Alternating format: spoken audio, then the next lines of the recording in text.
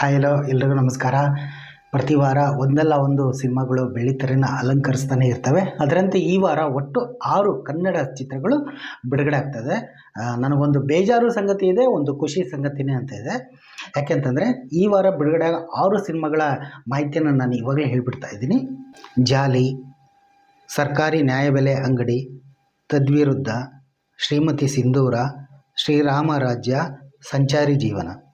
S, ಈ 6 ಚಿತ್ರಗಳಲ್ಲಿ ಕೆಲವೊಂದು ಚಿತ್ರಗಳು ಖುಷಿ ಆಗೋದು ಏನಂತಂದರೆ ಪ್ರಚಾರ ಮಾಡಿದ್ದಾರೆ. ಚಿತ್ರದ ಟ್ರೈಲರು ಟೀಸರು ತುಂಬ ಇಂಪ್ರೆಸ್ ಆಗಿದೆ. ಫಸ್ಟು ಪೋಸ್ಟ್ರು ಕೂಡ ತುಂಬ ಚೆನ್ನಾಗಿದೆ.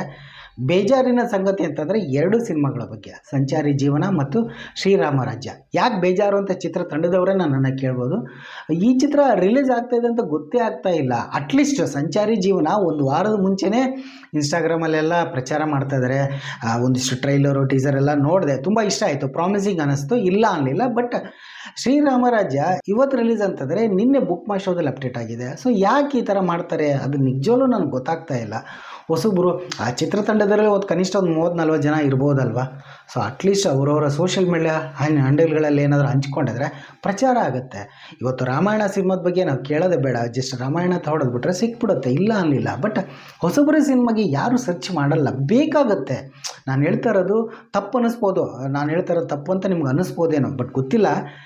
ತಪ್ಪು ಅನಿಸಿದ್ರೆ ದಯವಿಟ್ಟು ಕ್ಷಮೆ ಕೇಳ್ತೀನಿ. ನಾನೇನು ಅದ್ರ ಬಗ್ಗೆ ನಾನೇನು ತಪ್ಪಾಗಿ ಮಾತಾಡ್ತಾ ಇಲ್ಲ.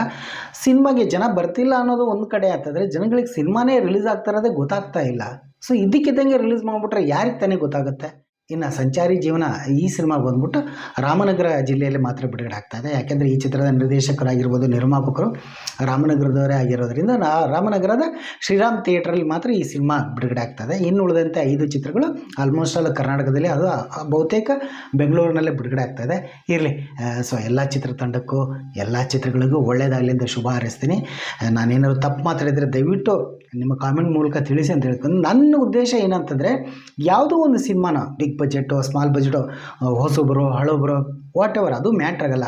ಅದು ಜನಗಳಿಗೆ ತಲುಪಬೇಕು. ಒಂದು ಸಿನಿಮಾ ಬಿಡುಗಡೆ ಆಗ್ತಾಯಿದೆ ಅನ್ನೋದು ಜನಗಳಿಗೆ ತಲುಪಿದರೆ ತಾನೇ, ಗೊತ್ತಾದರೆ ತಾನೇ ಜನಗಳಿಗೆ ಗೊತ್ತಾಗೋದು.